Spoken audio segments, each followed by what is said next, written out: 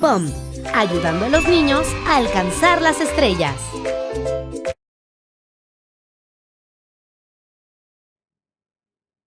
Buenas tardes, Jessy, gracias por acompañarnos el día de hoy. Y pues vamos a comenzar para que nos apoyes con esto de la astronomía. Muchísimas gracias por este espacio que nos estás brindando y pues recordar que la sesión queda grabada para futuras vistas. Muchísimas gracias. Muy bien, pues gracias a ustedes igual por la invitación. Estamos aquí intentando hablar un poquito de astronomía y vamos a compartir entonces la presentación.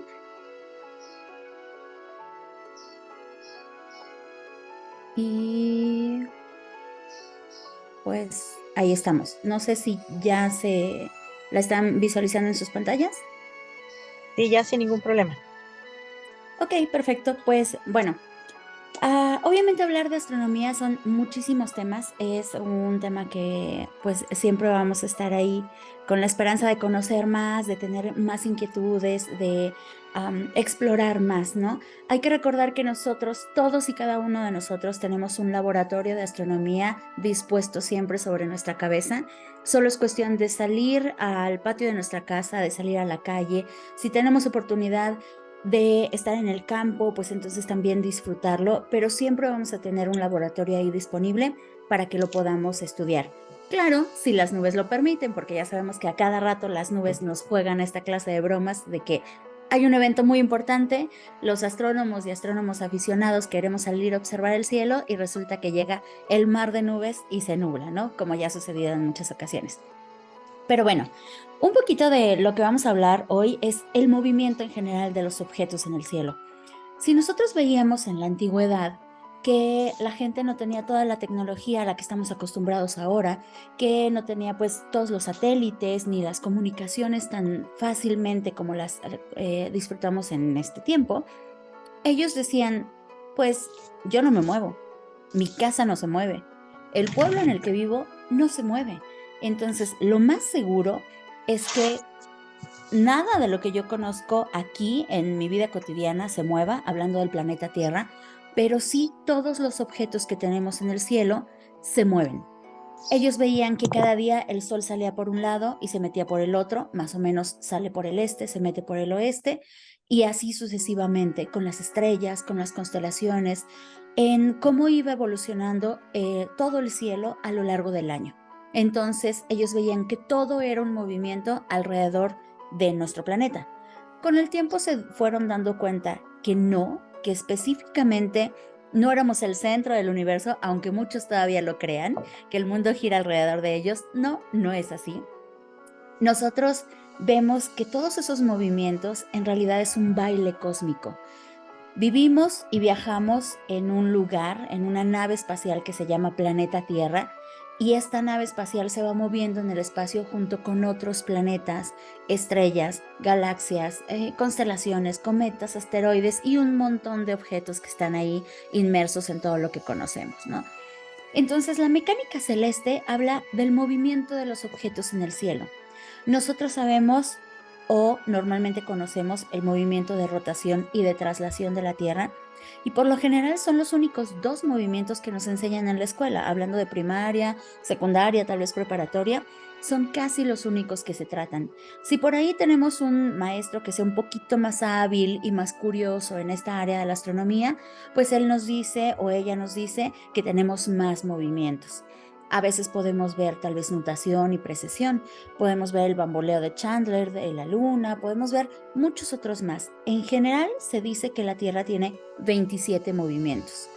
Entre todos estos movimientos que son particulares de nuestro planeta, entre el movimiento de la galaxia, el movimiento de nuestra galaxia con las galaxias cercanas, la expansión del universo y todos los demás movimientos que tenemos, que también ahí va inmersa nuestro planeta, pues la Tierra tiene 27 movimientos. Y parte de eso es estudiar cómo funcionan los planetas, cómo se mueven todos estos planetas también alrededor de nuestra estrella.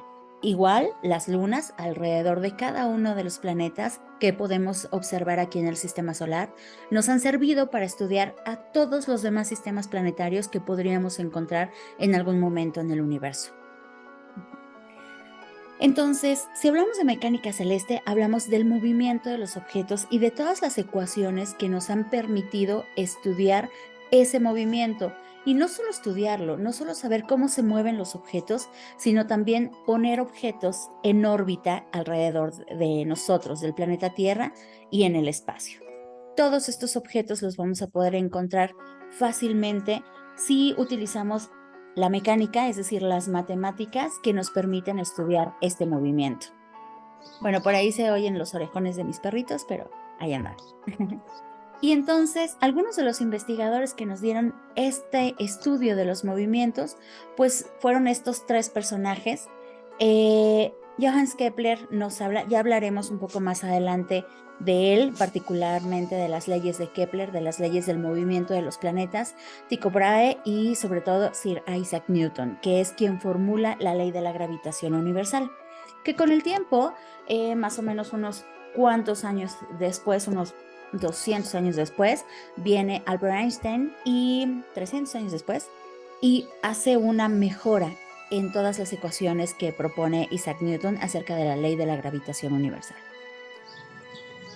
Entonces, ¿qué nos dice esta ley? Nos dice que todo lo que existe en el universo se mueve gracias a la atracción gravitacional que tienen los objetos.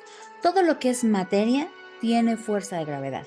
Incluso nosotros, que somos objetos chiquititos, la mesa, la silla, todo lo que vemos a nuestro alrededor que es materia, tiene fuerza de gravedad o tiene esta atracción gravitacional. Esta atracción nos permite que nosotros podamos sentir ese movimiento. Por ejemplo, el efecto de marea está directamente relacionado con la atracción gravitacional que tienen la Luna y la Tierra. Y todos los objetos en el universo, dígase sistemas planetarios, galaxias, se mueven siguiendo las leyes de la atracción universal, las leyes de la atracción gravitacional, que es una de las 4 fuerzas fundamentales que tenemos en nuestro universo y que además es la más débil.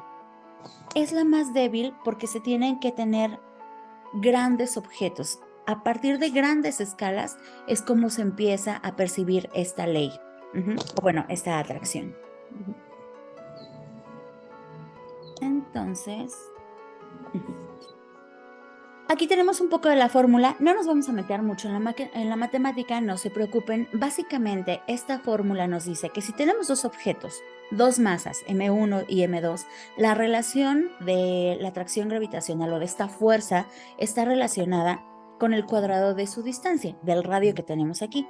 Es decir, que si esos dos objetos los tenemos muy cerca, van a sentir una mayor fuerza de atracción. Y si esos dos objetos los vamos alejando, cada vez que los vayamos alejando, se va a sentir mucho menos su atracción gravitacional entre ambos. Tanto que va a llegar un momento en que ya no sea suficiente esta fuerza como para que esos objetos se mantengan ahí girando y entonces pues cada uno siga su movimiento por su lado.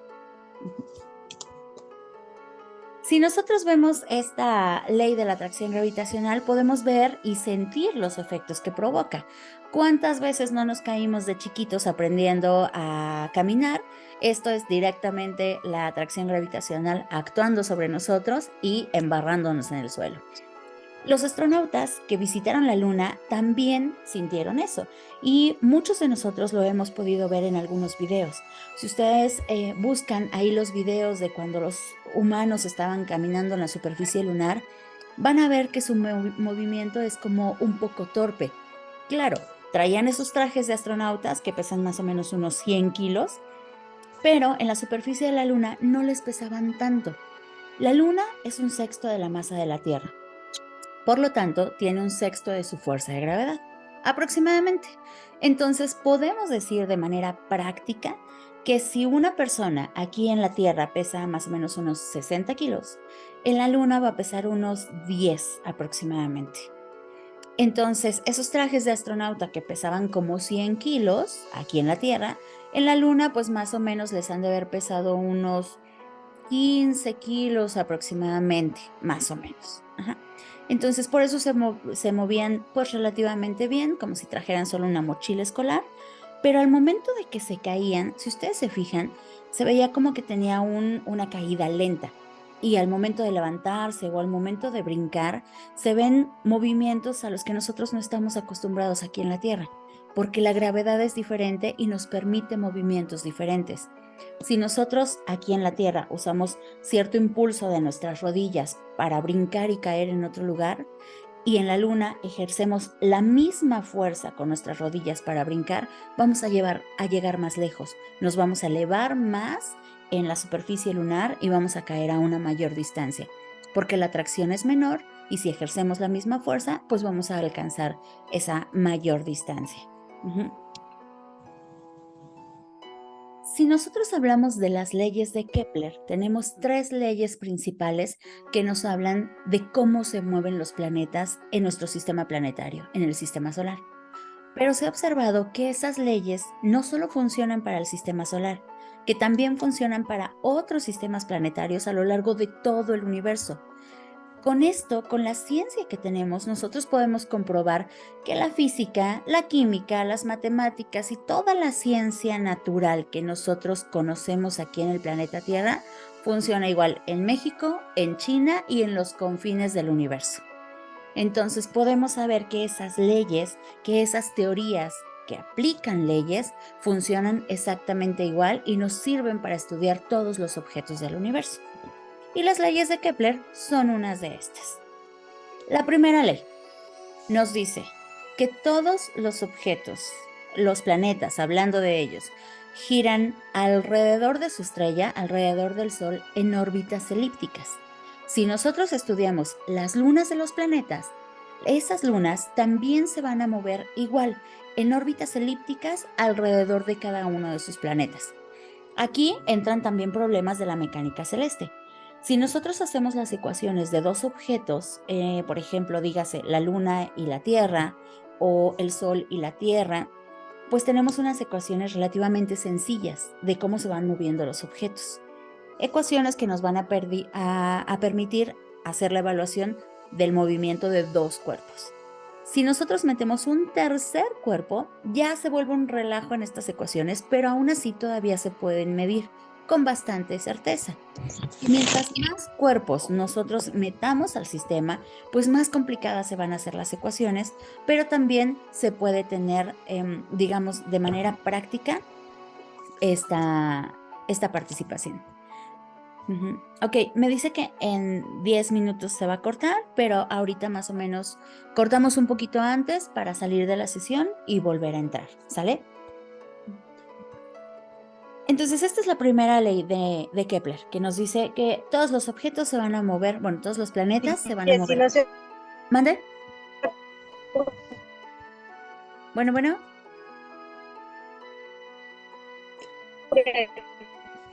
Ay, no te escucho, se escucha muy cortado.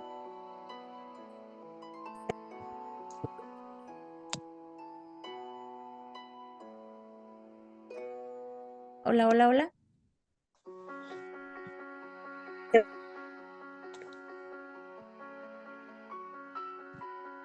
No te escucho nada. Ok, voy a seguir un poquito, ¿sale? No escucho nada, eso es un sí. Entonces, esta es la primera ley de Kepler. La segunda, bueno, a ver si la alcanzan a distinguir aquí un poquito, nos dice la segunda ley que los planetas van a recorrer áreas iguales en tiempos iguales. Esta es la ley a la que mucha gente le dice la ley de las rebanadas de pizza. Es decir, si tú tienes una pizza y la cortas en rebanadas, siempre vas a tratar de que esas rebanadas tengan el mismo tamaño para cada uno de los comensales que vas a tener ahí compartiendo contigo la pizza. Que normalmente, esto casi nunca aplica, cuando compramos una pizza tiene las rebanadas de diferentes tamaños como se les da la gana, pero en los planetas sí. En los planetas vamos a tratar de que cada rebanada de esa pizza de la órbita del planeta alrededor del Sol sea exactamente igual. Entonces, la segunda ley de Kepler dice áreas iguales en tiempos iguales. Quiere decir que el tiempo que le tome a un planeta recorrer un segmento de su órbita tiene que estar relacionado con que el área de ese triángulo sea exactamente igual a los otros segmentos. O sea, que si un planeta está lejos del Sol, ahí se va a mover de manera más lenta para tratar de recorrer en el mismo tiempo esa área. Y si el planeta está un poco más cerca del Sol, en esta órbita elíptica, que siempre va a tener un lado más cercano y un lado más alejado, cuando el planeta esté en el punto más cercano, va a tener que acelerar su velocidad para poder recorrer en el mismo tiempo la misma área. Entonces, la segunda ley de Kepler, áreas iguales en tiempos iguales, o la ley de las rebanadas de pizza.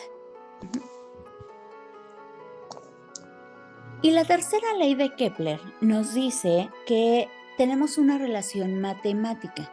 Esta relación matemática nos habla del cuadrado del periodo orbital que tienen los planetas alrededor del Sol, dividido entre el cubo de su radio, del semieje mayor, más bien de la órbita. Quiere decir que esta relación matemática nos habla de que todos los planetas van a tener, digamos que la misma secuencia, la misma ecuación. Su velocidad va a estar determinada por la distancia que tienen máxima al Sol y el tiempo que le toma dar 2 revoluciones o 2 órbitas alrededor del Sol. Y que todas las velocidades van a ser aproximadas a una constante. Entonces, lo que nos dice es que todos los planetas en el sistema solar tienen esta relación parecida del movimiento de su órbita con la distancia y con el periodo que les toma. ¿Sale? Y bueno, aquí me dice que tenemos más o menos 5 minutos para salir. Entonces vamos a hacer como una revisión de las 3 leyes, que es la primera ley de Kepler, es la ley de las órbitas. Todos los planetas giran alrededor del Sol en elipses, dígase del planeta que sea en cualquier sistema planetario. La otra es la ley de las áreas iguales en tiempos iguales. Le toma lo mismo recorrer un área cercana al Sol a más velocidad que un área lejana al Sol a menos velocidad. Y la tercera ley nos dice que la velocidad está relacionada con la distancia que tienen los planetas a su estrella y el tiempo que les toma dar 2 giros alrededor de su planeta. ¿Ok? Hasta aquí yo creo que, bueno, no sé si tengan alguna pregunta de momento. Entonces, bueno, el otro de los temas que nos toca hablar en esta charla habla del espectro electromagnético. El espectro electromagnético es toda la luz, toda la radiación que nosotros podemos percibir en el espacio. Hay que tener en cuenta aquí 2 conceptos que a veces los tomamos como que son muy diferentes. Luz y radiación es exactamente lo mismo, solo que tenemos diferentes tipos de luz, claro, diferentes tipos de radiación, pero es exactamente casi el mismo concepto. Si nosotros hablamos de luz, tenemos muchos tipos de luz. Hablando solo del espectro visible, por ejemplo, tenemos diferentes medidas en nanómetros, que va más o menos de los 350 a los 700 o de los 400 a los 700 nanómetros, y es el espectro de la luz visible que nosotros podemos detectar con nuestros ojos. Hay algunos animales que alcanzan a ver un poquito más hacia las orillas de este espectro de la luz visible. Hay animales, por ejemplo, algunos nocturnos, que pueden ver en el infrarrojo y que pueden detectar el calor de sus presas para poder cazarlos, para poder atraparlos. O hay algunos animales como las abejas, por ejemplo, como algunas especies de aves que alcanzan a distinguir un poco más hacia el ultravioleta y alcanzan a ver colores que nosotros no podemos percibir y que a veces ni siquiera podemos imaginar, y que todos estos animales han estado adaptados en la evolución para las necesidades que tienen que cubrir. Pero ese no es todo el espectro electromagnético, no es toda la luz que conocemos. Y aquí es en donde entra el concepto de luz que nos afecta, que es cuando normalmente hablamos de radiación, aunque sea prácticamente lo mismo. Si nosotros vemos el espectro, vamos a empezar desde las ondas de radio, que las ondas de radio son ondas muy grandes que se pueden transportar por mucha distancia en el espacio y que vamos a necesitar detectores a veces muy grandes para poder captarlas. Y a partir de ahí nos empezamos a pasear por el espectro electromagnético con cada vez ondas más pequeñas y que al mismo tiempo que esa onda es más pequeña, es más energética. Por ejemplo, vamos a pasar por las microondas, después vamos a pasar por el infrarrojo, vamos a pasar por la luz visible, luego por la luz ultravioleta, los rayos X, los rayos gamma, etc. Y bueno, prácticamente aquí es en donde tenemos el límite de nuestro espectro electromagnético, que es la luz que hasta el momento conocemos. Si nosotros nos vamos, por ejemplo, a la radiación infrarroja, pues es el calor que sentimos. Las microondas se utilizan pues obviamente para calentar objetos en el micro, para las comunicaciones con algunos satélites y con algunas señales de televisión, de internet, las ondas de radio también. Y si nosotros nos vamos al espectro de la luz ultravioleta, ya es luz que nos empieza a causar efectos a nivel celular. Esta es luz ya muy pequeñita que empieza a interactuar con las células de nuestro organismo y de todos los seres vivos. Nosotros decimos que si nos exponemos a la luz ultravioleta, por ejemplo, ya tenemos quemaduras importantes en nuestra piel y se empieza a generar, si es mucha la exposición, algunos tipos de cáncer, por ejemplo. Si hablamos de la radiación, los rayos X también es una radiación que es un poco dañina. Y aquí entra un concepto que a mí siempre me gusta trabajar con las personas y sobre todo con los abuelitos. Todas las radiografías que ustedes tengan guardadas en su casa, deséchenlas, pero no las echen a la basura. Cada vez que nosotros nos tomamos una radiografía para que esa luz traspase nuestro cuerpo y se pueda observar todo el esqueleto que tenemos en el interior, porque claro, es luz más energética que alcanza a traspasar la piel blanda de nosotros y penetra y entonces rebota con los huesos que tenemos que son más densos y entonces permite tomar esta fotografía. Nos sirven para poder ir al médico, para saber qué es lo que tenemos, si estamos ahí como medio cuchos, si algo se nos rompió o algo parecido y que nos puedan sanar. Pero una vez que esta radiografía ya nos sirve, esas placas siguen emitiendo radiación. Por lo tanto, no es bueno que las tengamos guardadas en nuestra casa y menos en algún lugar donde tenemos la ropa o algo parecido. Esas placas se deben desechar, pero no se deben tirar a la basura. Deben de ir a hospitales que tienen sus contenedores específicos para que ellos las puedan desechar. Entonces, todas las radiografías que tengan guardadas ahí, incluso del abuelito, de la abuelita, del año del caldo, traten de llevarlas a un hospital para que ellos las desechen. Y después de ahí tenemos la radiación gamma, que son diferentes tipos de ondas, de rayos, alfa, beta y gamma, y no nos va a convertir en Hulk, no nos va a convertir en los Cuatro Fantásticos. Entonces, esta radiación también muy energética, que a veces alcanza a llegar a los planetas, sobre todo cuando una estrella explota, como va a ser el caso del Sol, cuando termine su vida, no va a ser una estrella muy grande, no va a tener una explosión muy violenta, pero sí va a empezar a crecer. Se va a hinchar tanto que va a tragarse a los 4 primeros planetas, Mercurio, Venus, la Tierra y Marte. Vamos a quedar probablemente dentro de él, nos va a quemar por completo. Sus capas de afuera se expanden, se puede decir que explotan, arrasando con los 4 planetas restantes, Júpiter, Saturno, Urano y Neptuno, y así va a terminar el sistema solar. Ya casi, de mañana, como en unos 4.500 millones de años, entonces prepárense. Y en esa muerte del Sol se va a liberar mucha radiación gamma, rayos X y de todo tipo. Entonces, algunos planetas, si es que pudieran estar relativamente cercanos a nosotros y tuvieran vida, también les podría afectar toda esa clase de radiación. Pero bueno, falta mucho tiempo. Entonces, esto es un poco de la luz que nosotros podemos encontrar en el espacio. Y como los objetos están muy lejos en el espacio, pues es lo único que podemos obtener de ellos para estudiarlos. No podemos viajar a planetas que estén fuera de nuestro sistema planetario, ni tampoco podemos llegar hasta las estrellas para poder tomar una muestra o algo parecido. Entonces, lo mejor que tenemos para estudiar todos los objetos del universo es la luz que nos llega de ellos, ya sea la luz que producen o la luz que rebotan de los objetos luminosos que tienen cerca. Y bueno, esta es parte del espectro que nosotros vemos en la luz visible. Ahí tenemos todos los colores del arco iris. Y aquí entra un concepto que a mí me gusta mucho, que es el principio de cuerpo negro. Si nosotros vamos, por ejemplo, a caminar a algún parque y normalmente sabemos que va a haber mucho sol, por lo general nos llevamos una playera de manga larga de color blanco que nos va a hacer sentir un poco más frescos y nunca vamos vestidos de negros a un lugar soleado. Entonces, aquí es en donde entra este concepto. Un objeto blanco refleja toda la radiación que le llega o una gran cantidad de radiación que le llega.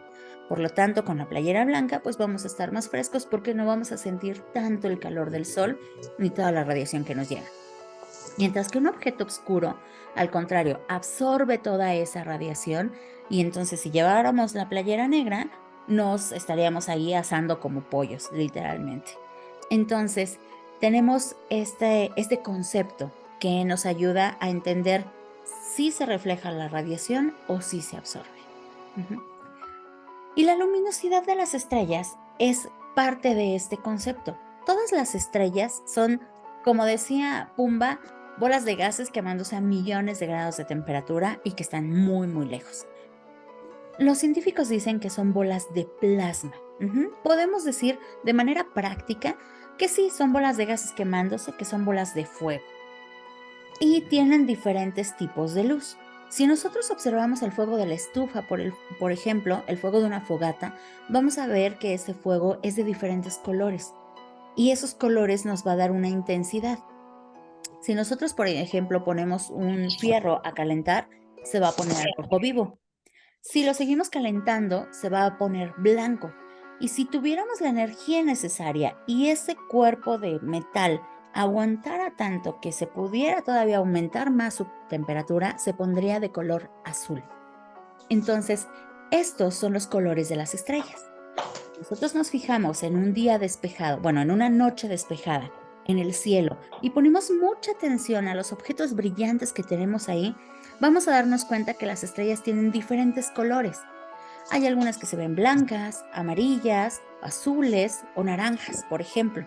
Hay unas que se ven un poquito más rojitas, y esos son los colores principalmente de las estrellas. Las estrellas que vemos rojas están un poquito más frías, y así sucesivamente nos vamos hasta llegar al azul. Las estrellas azules son las más calientes que podemos observar en el espacio. Y también tienen diferentes tamaños. Además de que tienen diferentes tamaños, diferentes temperaturas, también están a diferentes distancias de nosotros. Entonces, la luminosidad se divide en dos medidas, por ejemplo, algo que se le llama magnitud absoluta y magnitud relativa. Estas magnitudes, la magnitud relativa, nos dice, digamos de manera relativa, cómo observamos las estrellas en el cielo y cuál es el brillo que nosotros vemos de ellas. Por ejemplo, si nosotros tenemos una estrella muy cercana, pero que no es muy grande ni muy caliente, no la vamos a ver brillante porque está cerca. Pero si hay una estrella que es más brillante, más caliente, pero está muy lejos, la vamos a ver más pequeñita y a lo mejor no tan brillante. Esa es la magnitud relativa. La magnitud absoluta nos dice la medida del brillo real de las estrellas. Si nosotros imaginamos que ponemos a todas las estrellas a la misma distancia de la Tierra, ahí ya podemos ver de qué tamaño van a ser, cuál va a ser su color, cuál va a ser su temperatura y obviamente su brillo o su luminosidad. Entonces tenemos estas dos medidas que nos ayudan a clasificar a las estrellas. Y esta es la clasificación espectral básica de las estrellas que nosotros podemos observar.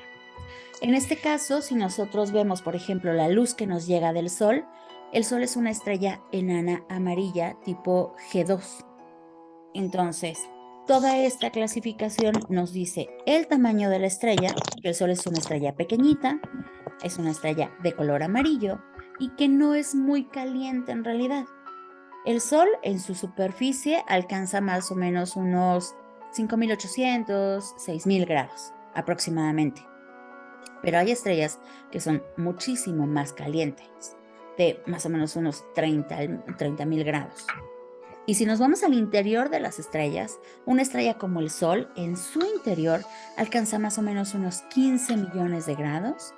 Y las estrellas más grandes, como las estrellas azules, pueden alcanzar más o menos unos 65 millones de grados en su interior. Entonces, toda esta es la clasificación que nos ayuda a conocer un poquito a las estrellas. Además de esto, nosotros, como les decía, en una noche despejada vamos a poder ver las diferencias entre todas las estrellas que alcancemos a observar.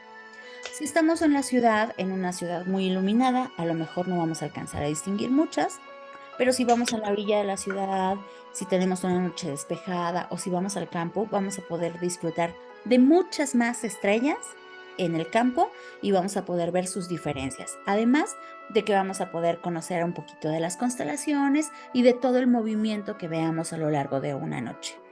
En un solo día, gracias a la rotación de la Tierra, nosotros volvemos a ver a todo el universo. Pero conforme van pasando los días a lo largo del año, el cielo que tenemos, por ejemplo, hoy a las 8 de la noche, va a ser un poquito diferente, va a estar un poco movido del que vamos a tener en un mes o en 3 meses a la misma hora.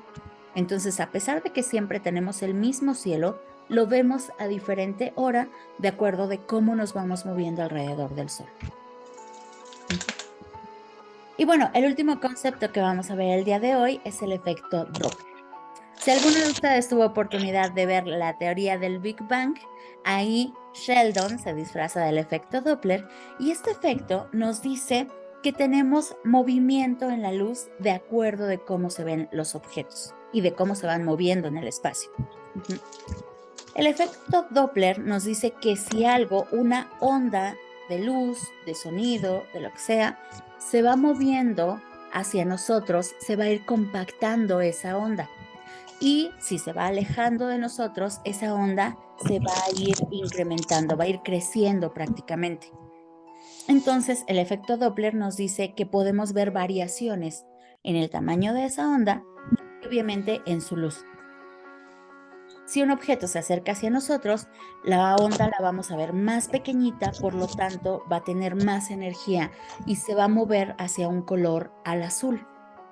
Del modo contrario, si el objeto se va alejando de nosotros, la onda va a ir incrementando su longitud, se va a ir volviendo más débil y se va a ir viendo un movimiento hacia el rojo, es decir, se va a tornar más o menos hacia los colores rojos del espectro electromagnético. Entonces, hay un chiste en física que dice que ¿cómo sabes si un objeto, en este caso un coche, se va alejando o se va acercando de nosotros? Pues cuando se va acercando a nosotros, lo vemos corrido hacia el azul. Vemos las luces hacia el azul. Y cuando se va alejando de nosotros, pues lo vemos corrido hacia el rojo. Sí, es un chiste muy tonto, pero bueno, a los físicos les da gracia. ¿Preguntas, chicos? ¿Algo que haya quedado pendiente? Ahora sí, chicos, habrá que preguntar.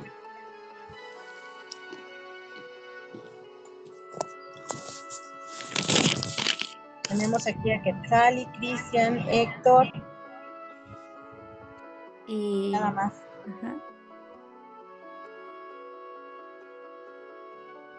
Pues bueno, creo que no hay preguntas.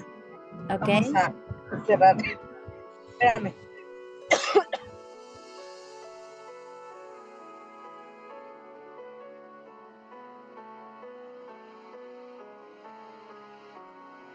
Bueno, pues nada más agradecerte, Jessy, muchísimas gracias por acompañarnos el día de hoy, por el tiempo y por la experiencia compartidas. Y bueno, decirles que queda esto grabado para las sesiones futuras, para los participantes futuros a esta actividad. Perfecto, pues gracias y aquí andamos. Igual cualquier duda que luego te expresen, por ahí andamos, ¿sale? Gracias, Jessy.